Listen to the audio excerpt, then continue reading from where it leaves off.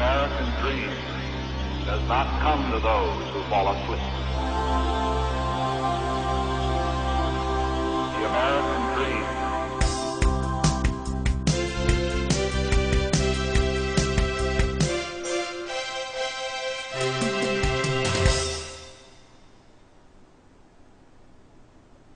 Hi, welcome back. Again, my name is Paul Gruber, and this is the Pronunciation Workshop's 6th training session.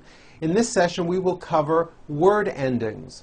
Often people who speak English as a second language drop the endings or final sounds off of their words, or they do not pronounce these final sounds correctly. If this is done consistently in conversation, chances are you will not be understood. I've noticed that the majority of my clients clip off the endings of words without even realizing that they are doing this. What I mean by clip off is when saying words, a common mistake that foreign speakers make is that they drop off the last sound in a word, especially those words that end in a B, P, D, or a T. For example, in the word job, you may be saying job without a B sound, or the B is so weak you don't even hear it. I have a good job. You see that? You did not hear the B sound. For cap, you may be saying cap. I am wearing a cap, and you don't hear the P sound. For bed, you may be saying bed. I sleep in a bed, and there's no D. For the word plate, you may be saying plate. I eat on a plate, and you don't hear the T sound. The problem is your listener is not hearing that last consonant sound. And if the person you're speaking with does not hear what the last sound is in your words, they'll constantly be guessing as to what you're trying to say. Therefore, don't drop off the endings. Make sure that the final sounds come through clearly and fully. Do not shorten them.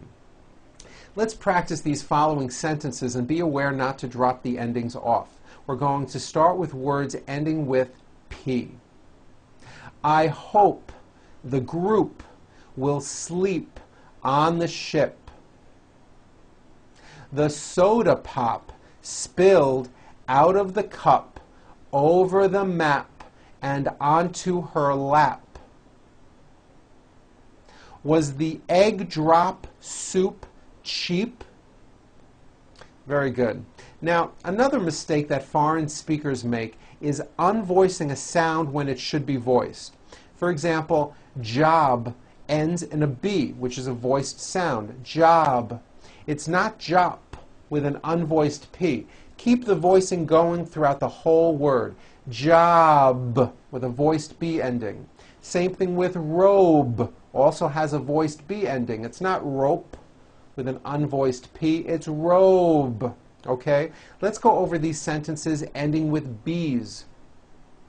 We cleaned the cobweb from the doorknob near the bathtub. Rob broke his golf club when he slipped on the ice cube. The crab was under the cement slab at the yacht club.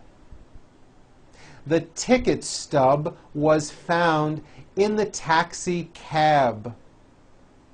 Now T endings. Make sure the T's come through clearly. Kate left her cat on the mat as she flew a kite. The sailboat came into the port to join the fleet. What bait will make the fish bite? A cricket or a piece of meat? Very good. Now also remember to add voicing to words with D endings. Bed has a voiced D ending. It's not bet with an unvoiced T, it's bed with a voiced D. Road also has a voiced D ending. Road. It's not wrote, unvoiced, it's road. The whole word is voiced. Let's go over these sentences ending with voiced Ds. Fred will decide which sled should be painted red. David tried to send a refund back to England. He could not hide his report card behind the chalkboard. Very good. Okay, now let's talk about ed endings. Many verbs that are in the past tense end with ed. For example, clean. Today I clean. Yesterday I cleaned. Now, ed endings have similar rules as the s and z endings that we discussed in the second session. Here's the first rule, and probably you already do this correctly. If a word ends in an unvoiced consonant, all we do is add an unvoiced T. So let's look at the word jump, for example. The final sound in jump is a P, which is unvoiced. So when you put it in the past tense, all you do is add a T. So jump becomes jumped, with a T sound at the end. Jumped. Of course, the word is spelled with an ed ending. It's just pronounced as a T. Jumped, like that. The word walk, which has an unvoiced K sound at the end, walk, becomes walked. Yesterday I walked. Here's the second rule. If a word ends in a voiced consonant, you add a voiced D. In other words, you keep the whole word voiced. So for example, the word rub ends with a voiced B. Rub. Today I rub. Yesterday I rubbed. All I did was add a voiced D sound at the end. Rubbed. It's not rubbed with an unvoiced T. It's rubbed, like that. Here's another example. Clean ends with a voiced N. So today I clean. Yesterday I cleaned. I cleaned the kitchen. Pour becomes poured. I poured the milk. Scrub becomes scrubbed. I scrubbed the floor. Tag becomes tagged. I tagged the clothing. Spill ends with a voiced L sound. Spill. So it becomes spilled. I spilled the juice. Trim becomes trimmed. I trimmed the tree. Move has that voiced V sound. Move. So it becomes moved. I moved to California. Buzz becomes buzzed. The clock buzzed all night. Okay, so that's the second rule. Here is the third rule. If a word ends in a T or a D sound, we add the ending id, which is a vowel I followed by a D, which is voiced. Id. So for example, the word lift. Lift ends with an unvoiced T. Lift. So today I lift the ball. Yesterday I lifted the ball. Lift becomes lifted. And remember in the third session we talked about when a T falls between two vowels, turns into a D, like in the word water. Water becomes water. Remember that? Well, the same thing happens here when the T comes between two vowels. So look at this next word. Heat. The verb to heat becomes heated. I heated up my dinner. Vote becomes voted. He voted this morning. Hand becomes handed. He handed me his report. Trade becomes traded. I traded in my old car. Add becomes added. She added some information. Okay, now let's go over these exercises with ed endings. You'll notice that I put a line under all the endings that are voiced to help you remember to add voicing. Here we go. Bob raked the leaves and then started to wash his car.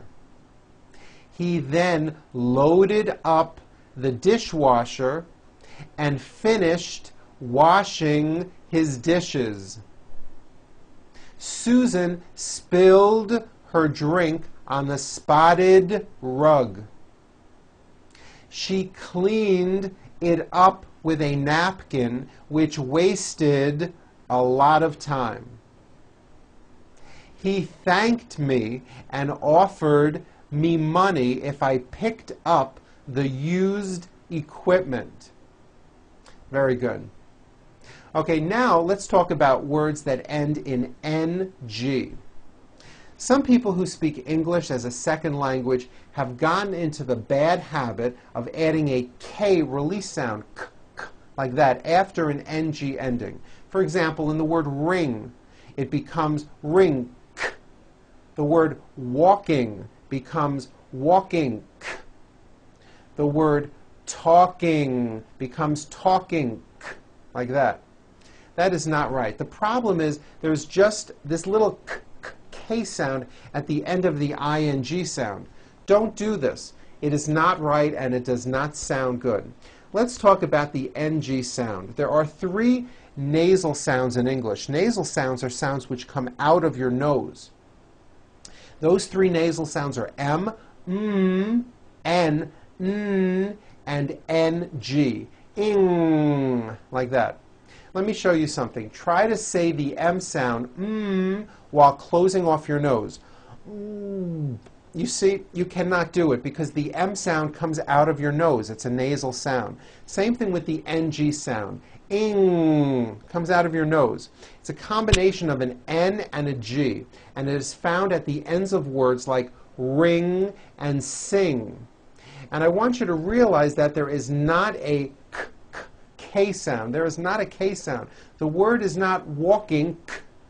It's walking with that NG ending, okay? Walking. Let's practice these sentences with NG endings. Here we go. I have a feeling that she is working too much. She has been wearing a hearing aid so that she could sing. He is looking forward to speaking at the Thanksgiving celebration. Very good. Well, that is it for today's session. I hope that you've been enjoying this program so far and are beginning to notice some improvements in the way you are speaking English. I'll bet you are sounding much better already. Have fun practicing those ending sounds, and I'll see you at the next session. I'm Paul Gruber with the Pronunciation Workshop. Goodbye.